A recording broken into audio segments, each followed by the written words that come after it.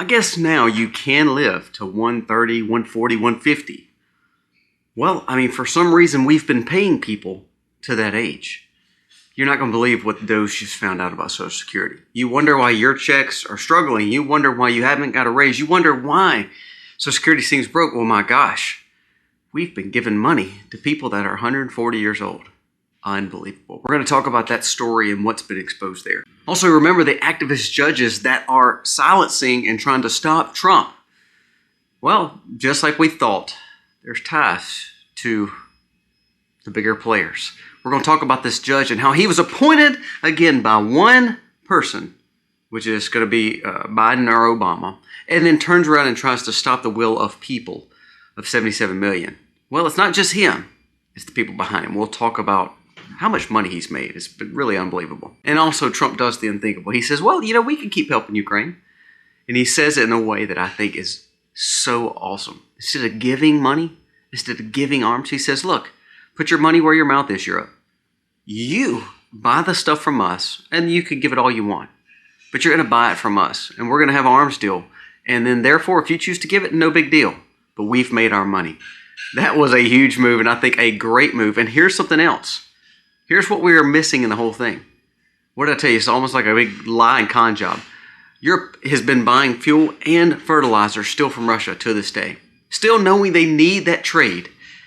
All the while, they're giving billions and billions and billions of laundering to this war. It's all just one big Ponzi. Let's dive into all of this today. This video starts right now.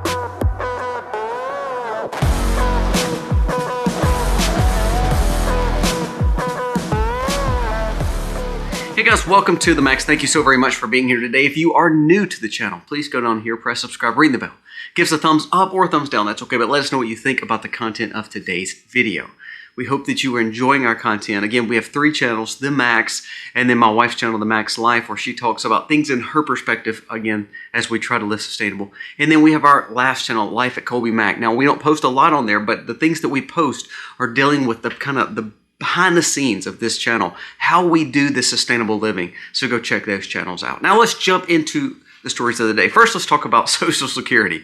Social Security. You know what? It's broke. We know that.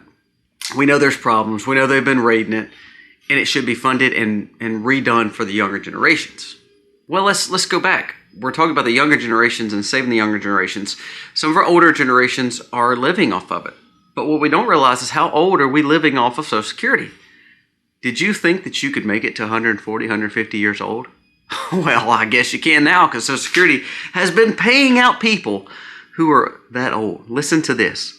Elon Musk flags Social Security database anomalies. It says he has highlighted discrepancies in the U.S. Social Security database, revealing that what appears to be implausible numbers of very elderly individuals who are marked still alive, who is still getting a check. This includes entries of people supposedly over 140 years old. And you're thinking, oh, well, Colby, that's probably 4 or 5 people. I mean, it's just a few $100s, no big deal. Listen to this. This is unbelievable. Of this 140, while these findings sparks major discussion of fraud, and experts suggest these just could be anomalies. Right now, here's the funny thing. You know what these anomalies are? It says over 20 million people over 100 years old are still collecting checks. Over 120, there's still about 15 million. Over 130, there's still about 7 or 8 million. Now, we know they're not living there. We know they're gone. But it shows we're wasting money by giving money. And then also, someone's doing something with this money. 130, 140 years old, that means it's probably their kids, grandkids, or great-grandkids that are living off the government on money that is fraudulently taken. This is the kind of stuff that it's amazing to me that judges and Democrats push against. Because they know if you stop the waste, fraud, and abuse, then you're going to stop their meal tickets. You're going to stop their money flowing. Prime example. You know the judge, you know the judge that just tried to freeze the Trump, all these Trump moves, and he's trying to do all these lawfare judgments against it. Listen to this. Activist judge who tries to block Trump's spending freeze, meaning Trump is trying to stop spending and hiring people. And this guy's saying that's unlawful. We got to keep wasting money. Money we know that's fraudulent, we got to keep wasting. Listen to this. Federal Judge John McConnell failed to disclose his role in Crossroads, Rhode Island, while trying to stop Trump's spending freeze. So Trump's trying to stop spending freezes, but listen, these people all are making money. DC is one big flipping swamp. Listen to this. His nonprofit received a nonprofit. I love when people have foundations and nonprofits. It's all money laundering. His nonprofit, this one little judge, this nonprofit, has received $128 million in government funding. He has a board tenure of 18 years, which includes $42 million of that goes to him. Rhode Island, a plaintiff in the case, already sent his organization $2.9 million in 2025. So he's made another $2.9 million from this nonprofit.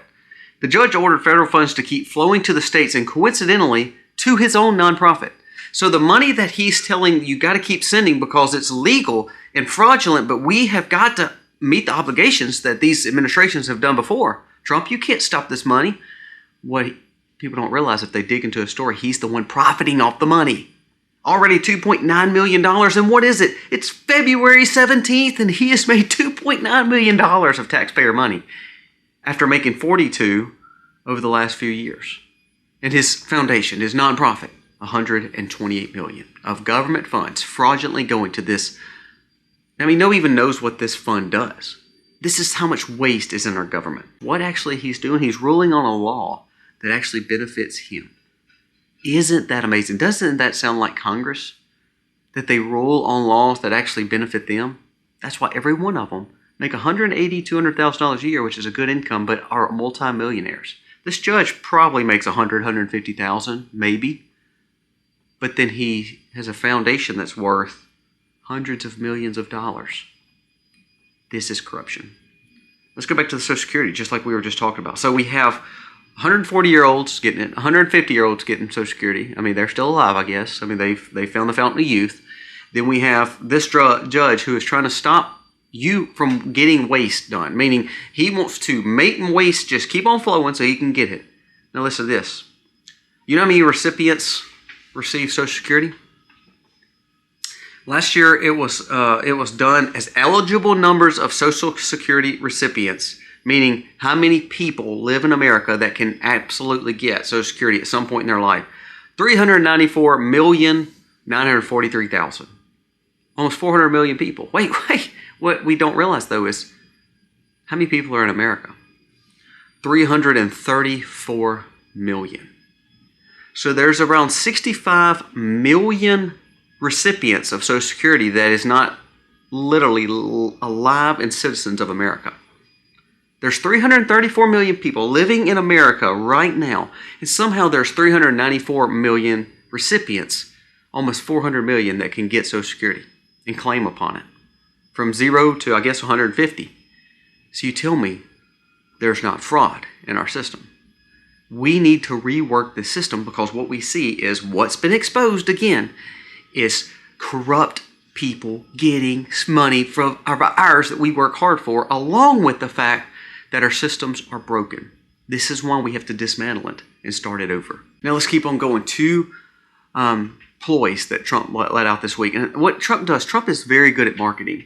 What he does is he throws an idea out, and it's outlandish, and people think it's crazy. It's kind of like the Gaza thing. When he said he's going to take Gazans and put them in, all these Palestinians and put them through Egypt and Jordan. Well, everybody didn't think anything about that because then he said, I'm going to buy Gaza and put a big golf course there. What he does is he throws outlandish things out to make you realize that he's not going down outlandish, but he is doing something. Listen to what he says, and I think this is great. He comes out and says, reports show that President Trump is considering withdrawing from NATO. Now, he said this before, but what he's going to do is say this, I'm getting out of NATO. Now, everybody's going to be, oh my gosh, that's going to cause panic. What are we going to do? And he's going to say, okay, well, here's what we're going to do. I'm not funding a war anymore. Ukraine's not going to join NATO. And I'm not going to be the one that's always paying for all this stuff that NATO wants to do and put us in wars. So he's going to renegotiate every contract with that. You don't believe me? Listen to what he just told the EU. He said, look, I'll be glad to provide weapons for Ukraine. He said, but I'm not doing it for free anymore. I'm working on a peace negotiation. But if you as EU, you want to keep funding a war and you want to keep giving arms to the Ukrainians, here's what you'll do. You'll buy my stuff We'll make arms deal. I'll sell you billions and billions and billions of arms. Then you can give them away. Because you're not taking the American people's money anymore. You're not doing Americans giving free stuff to Ukraine for us to lose. We're not leaving our equipment over there anymore. He's saying, look, if you want to keep on supporting it, put your money where your mouth is, and you literally buy all the things that Ukraine needs, and then you can give them away. So he's basically calling their hand out to say, you know what?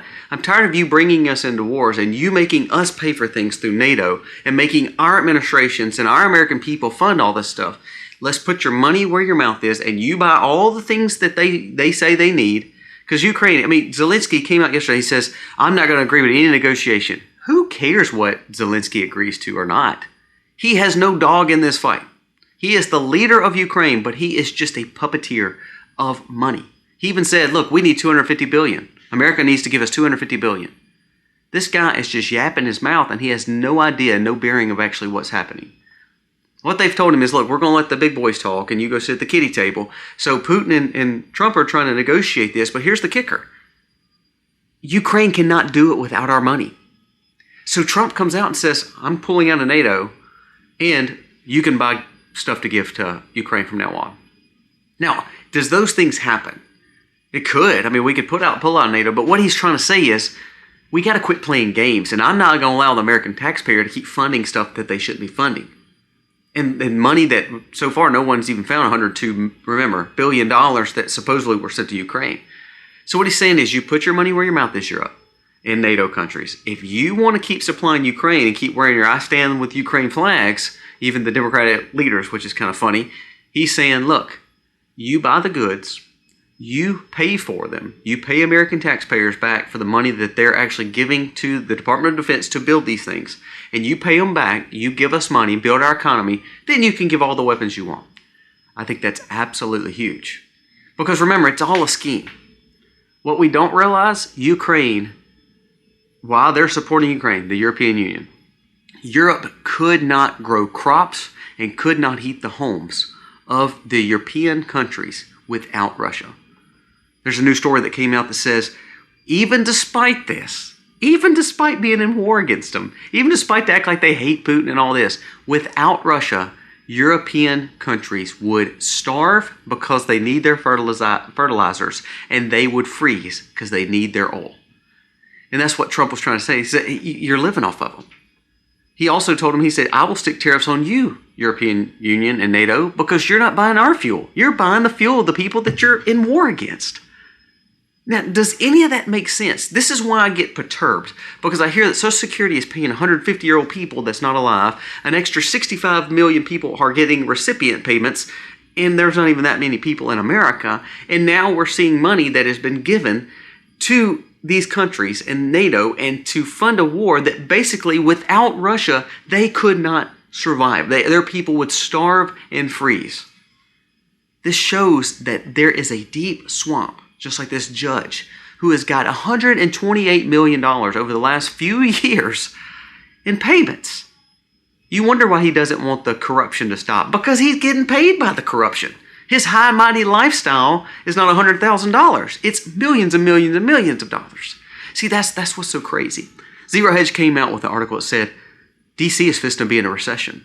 Like D.C., Washington, D.C., because the amount of unemployment and the amount of homes that will come up because Trump is cutting off the spigot to this corruption.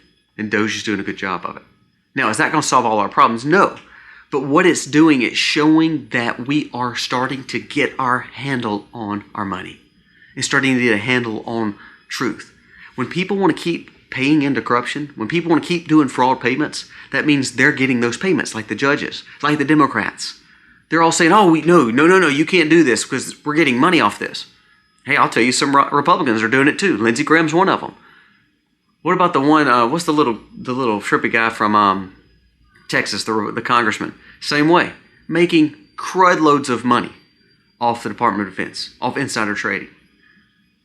So what we don't realize is these congressmen and these bureaucrats in Washington are taking our money, and they've been able to take it for so long that they think that it's just their money. It's their annualized salary.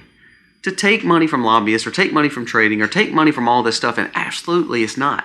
But if you stop the corruption and stop the way of life that they've built, these million-dollar homes, these multi-million-dollar annual salaries, these facts that they have tons of automobiles that are worth more than our homes, then they get upset. And all you're doing is trying to recoup the money that they've been laundering for so long. Term limits would help. No lobbyists in Washington would help. But honestly, if we just have a leader who's willing to stick up for the American people, that's a game changer. And that's what we're actually seeing with Trump and Doge right now. I feel like I do a Doge story every day, but it's like, why not? Look at the corruption. Look at what we're paying. It's unbelievable at the amount of money that they're taking from the American people. Now let's bring up one more story, and I want to make sure that we pay attention to this because this is something that I'm very, very passionate about. I believe in gold. I've told you that. I believe in physical gold. I believe that we should be investing in precious metals. The sad thing is that central banks are stockpiling gold right now. And the other governments across the world are stockpiling gold. And gold is starting to get on a run. Now, here's the thing. When that happens, that usually means it's a sign of recession. It means there's a sign of problem. What did I tell you a few weeks ago? Before Trump was even actually in office, he won. And I said, I don't think Trump can actually stop the recession coming. I hope he can. But we have a major, major problem. Well, the signs are all there that there will be a recession. I mean, look at the cost of eggs. Look at the cost of goods still. These things are not because of Trump. These things are because of a bad 4 to 5 years that we just took place. From 2020 till now, we're now going to see the kicking the can down the road is not going to work. We can cut the budget. We can try to balance the budget.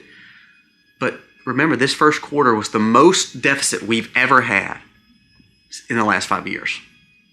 And what that is deficit spending from Biden's administration. It has nothing to do with Trump. But what happens is they've done all they can to actually cause the problem for Trump because all you hear the talking heads and all you hear from the media is Trump's fault. Look at what he's done with these tariffs. The tariffs have not even been, nothing has changed. We're literally just cutting spending. We actually have not had any of these actual things that Trump is doing, as in the tariffs or negotiations, actually truly come in to actually see the difference in the quarters and what it's actually doing for our economy. Speculation's good, and don't get me wrong, there's things that are actually benefiting that way. But the fact is, our problems are stemming from the last 4 years of bad policy. Actually, the last probably 20 or 30 years of bad policy. I think Trump learned that in Trump 1.0. But here's what's happening. When we see record number of people buying gold, not just people. I've been buying gold, trust me. I believe in it. We should buy gold. But what that is that is saying our money is becoming obsolete. Our money is becoming very volatile. And these wars, these things that are happening, is not helping. The fact that the Fed truly tried to cut rates, then try to raise rates, then trying to do, they can't balance it out anymore. Their tactics are not working because ultimately we are in a bad place. So Trump needs to keep making these deals with Japan, the Nippon Steel deal for $1 trillion, and start making these AI deals for $500 billion, $600 billion. Not that I'm for AI, but again, if it's a nuclear arms race, we better get there before anyone else. Here's the thing though. You have to make sure you're prepared. What have I told you? It's springtime. Invest in things that are good for you. Seeds, grow a little garden. Put some food up on the shelves.